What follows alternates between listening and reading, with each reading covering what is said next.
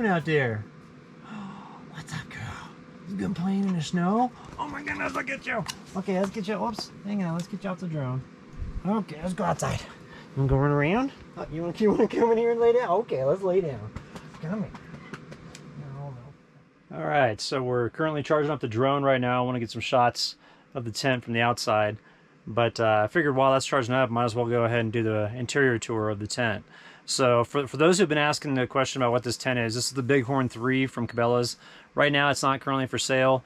Reason being is that on the stove jack here, I guess that some people were having some issues with that melting. And I've never had an issue with that in my tent, so I've been good to go. I have had a few people message me over the years, ask if there's been any issues with it, and I haven't had any issue with it whatsoever. So maybe I just lucked out and got a good one. But like I said, the tent's not currently for sale on the website. They may be redoing it to sell it again, because it is a great tent and it's really awesome to winter camp in.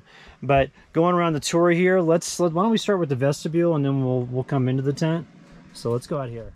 All right, so I got this set up to where I can cook on the back here, which I'm going to do later today. So I've got the propane and the stove, everything all hooked up. And then this is what Sierra was chewing on the other day, which she got really sick in the tent the other night. And so we had to go into town yesterday and get everything laundered. These are the two solar panels. Those are the Renogy folding solar panels. They're 100 watts a piece.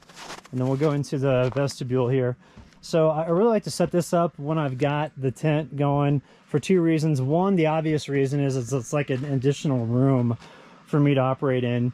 And so I'll put my wood over here on one side. And just so that people know, the reason why I go get firewood from an actual firewood broker instead of just chopping it here in the forest is two reasons. Number one, you can't do that in the areas that I camp in because a lot of them are firewood cutting areas. So you can buy a permit to go cut down wood and then have it be seasoned over, if you have a place to put it, to let it dry out, and then you're good to go. You can't just go cut down any wood. It won't burn, especially if it's live. And so a lot of people will be like, oh, there's wood all around you. I'm like, yeah, it's either rotten or it's alive. The rotten wood doesn't burn well at all. And so this is hardwood right here, and I get this from Poncha Springs. There's a wood broker there that has really good access to hardwood. So I'll grab that. That's enough for about 2 weeks there. And so that way I can kind of hang at camp and then have enough to move to another location and still have a little bit left over and go from there. I'll keep my water out here, also Sierra's food. And then it's real nice, like if I want to work on anything out here but I want good ventilation, there's huge windows on both sides of this vestibule. You can open it up like this and it creates a real good cross flow. And so when I first winter camped, I actually had a whole kitchen set up over here my first winter out, and then I just quit carrying all that gear because there's no need to carry like a kitchen setup if you've got your wood stove in there which you can cook over if you're comfortable doing that, which I am. So but anyway, this is a great area. You can section it off too, like you don't have to heat the vestibule area at night. You can close the door here, and this actually helps because the wind comes down, the cold air breeze comes down this way at night. And so when this vestibule is down, it kind of keeps like an insulated room before I go into the tent. So it keeps my tent warmer and I go through less resources like wood and stuff like that. So we'll start over here on the interior and then we'll just walk around that way. Let me take off my shoes real quick here. Okay, so this is the duffel bag that the tent packs down to. And I'll use that just to store just some items. I got like my hat and then an additional 12-volt electric blanket, little deal for my back. I've got some additional clothes in here, spare underwear, spare socks, some charging cords, a little bit of bear spray, and then my tripod. So it's just kind of like a storage area, and that's right above my head here because it's kind of a wasted space. Then I'll have my bed here, and I don't have my cot right now. I went to my storage unit yesterday, but I was so tired from not sleeping the night before because Sierra got sick that I forgot to get my cot, and I went there specifically to get my cot, so I was really tired. So I've just been sleeping on the floor right now. The disadvantage to this is that the underside of the mattress here will get wet because the ground is cold and the condensation will start to gather underneath here. So I have to get this up during the day when the sun's like right overhead right now. I'll just pull this up and just pull the sleeping bag back, pull this up and let the sun dry it with the passive solar. It takes about an hour and it'll dry the backside of it and then also the floor there. So this is where, like, obviously we sleep. And another disadvantage of being on the ground is that it's colder. If you're up to where the cot level height is about right here, well, that's the same level as the stove. And so the heat being pushed over from the stove is the same level as that. There's a noticeable difference from here all the way down to here. But, you know, it's not horrible. And with Sierra sleeping with me, and then with a couple extra blankets here, I've got these extra blankets right here. I've got two, actually. There's one here and one underneath. With those two and then Sierra with me and that sleeping bag, we are plenty warm. So it's no problem with that. Over here is my little sitting area. This is kind of where I chill at night. This is another 12-volt fleece blanket that I've got from Walmart for like 20 bucks. This one doesn't work very well. It's too thick, and so the heat doesn't really come through the blanket. The material is just too much, but it's comfortable to sit on. So I put this on top of my little camp chair, and then I've got my camp table here, the little Cabela's table.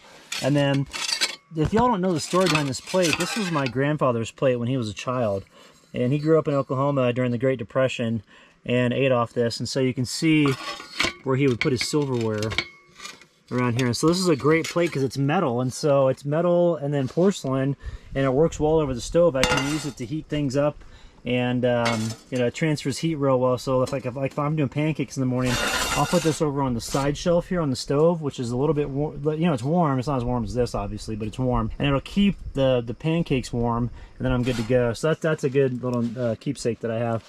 And then I've got a pocket knife here. This is another keepsake that my dad gave me when I started Boy Scouts when I was 13.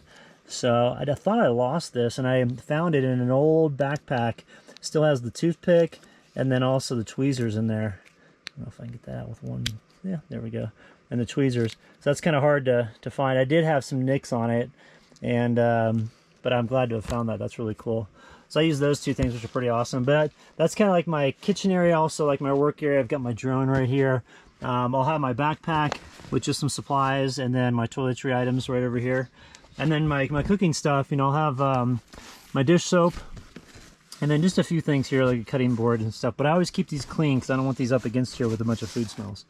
So over here, I'll basically sit down in my little chair, show you how I operate stuff. All right, so the stove that I use, this is the 3 Dog DX stove from 4 Dog Stoves, based out of Minnesota. They don't make this particular model anymore. This is a real thick steel gauge. They make them all out of titanium now, so they're much more lightweight than this.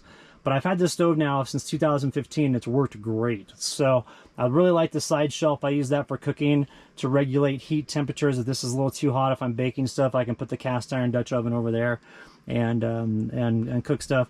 The stove itself is a complete workhorse. I mean, this is a pretty big stove. Here's the interior of the stove box. Half of it's full of ash right now. So I got to get all that squared away, and I got to ash the stove. But the stove box, as far as the length goes, let me. Ow, it's a little hot.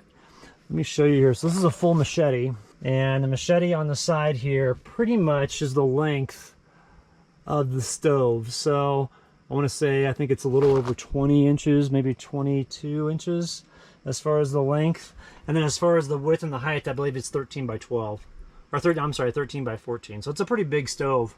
And then the stovepipe itself, or the stovepipe and all the legs and everything, it all fits inside the firebox here. And so you can take this off, put it inside, same with the legs. And then the stovepipe, what it does is it actually comes out in pieces. So if you see right here, it's like there's 2 more pieces above this, and then the spark arrestor, and all that breaks down, and you just put it inside your stove, and then you can transport it as one box. So it makes it really easy to transport everything. And I can put everything in my truck, in the back of my truck when I'm all ready to roll. I mean, it's a tight fit, you know, and it's definitely, I mean, I don't have room to spare back there for any additional items, but it works. And I'm able to just keep rolling and keep trucking. And so my goal is this winter is just keep camping in different spots. And I've also got some private land that I'm going to camp on here shortly. And just keep trucking with this and have an awesome winter experience and share as much of it as I can with you all. So basically from here, I'm good to go. I can put my gloves on, my stove gloves, and I can operate the stove, no problem. You know, do all the airflow, all that good stuff.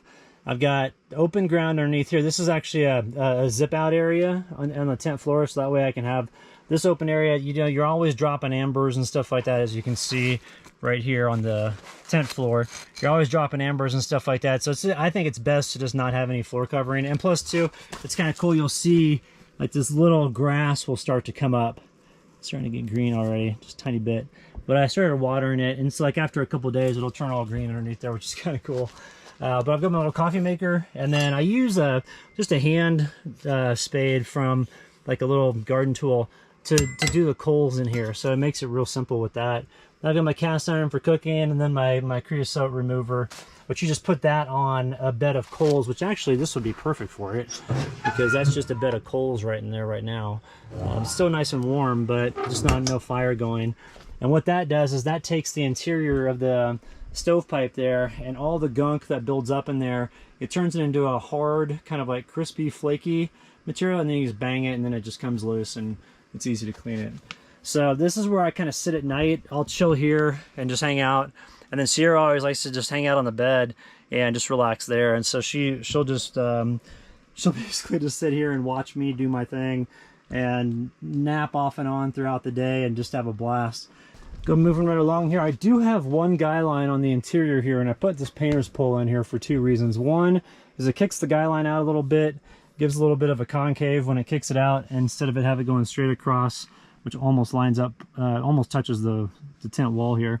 Instead, this kicks it out a little bit. I'm able to dry any sort of you know, towels or anything kind of a little bit further away from the stovepipe and away from the stove itself. But I can direct the fan to come in the direction. Like yesterday, I didn't have one of the blankets all the way dry. This wasn't all the way dry from the dryer that I used in town. And so when I came back, I strung it up here and then just had the fan pointing directly this way, and then it dried it really well, which was nice. I also hang two lights off here. These are solar lights. They have a little solar panel in the back and the front. These are from BioLite. They're called the Sunlights, and they've got different color spectrums. You can go all the way through the color spectrum on it. They last for a good couple hours every night. And then this is kind of an open space here. This is where I'll do like yoga or stretching. I've got in the back of my truck, actually not in the back of my truck, sorry, it's back right here. Underneath here is where my mat is, and then an extra sleeping pad if I want to make the floor super comfy in here. So I'll lay that down right in this area right here, and then it's kind of nice because the stove is right here, so if I want, I can like stretch and do all those things, and my feet are all nice and warm while I'm doing that stuff. I did want to say that around the tent there are all these great little places. So when I have friends come over and hang out, usually I'll kick these down, and that's for drinks or for sitting food. And then you've got little storage stuff here, like I'll keep my trash bags over here just kind of out of the way. And then this is kind of the food storage and power station area. So I've got the Blue Eddy 150, the EB 150. I really love this battery. It's really efficient, does a great job. It's currently charging up drone stuff and getting ready to fly this. I want to fly it in here and see how that's going to look. And then I'm using the Dometic CFX 3, the 45, which I really like this. This is a really great size for one person. I can put a lot of food in here. It works great. It's really easy to transport. These handles are super solid. This is an upgrade over their previous version. So I'll do a video on that, and I actually owe that to Dometic. But everything's going great. I mean, I'm loving winter camping. This season so far has been going really good. And I thought I was gaining a bunch of weight, and I weighed myself yesterday. In the last 2 weeks, I haven't weighed myself in 2 weeks. In the last 2 weeks, I've only gained a half a pound, which I was pretty pissed about. So I was like 153.5, which is still really skinny for me. So I'm gonna keep working at it and just keep eating and keep working out and see if I can add more weight. I'm feeling better. I have more energy, which that's a step in the right direction. But the doctors did say it could take up to 6 months for me to see a big change in my weight. It's only been 2 months since I started feeling better. So, or is it 2 months? Maybe a month. All right, thanks for watching. If you got any questions on the tent, hit me up in the comment section below, and have a good Sunday.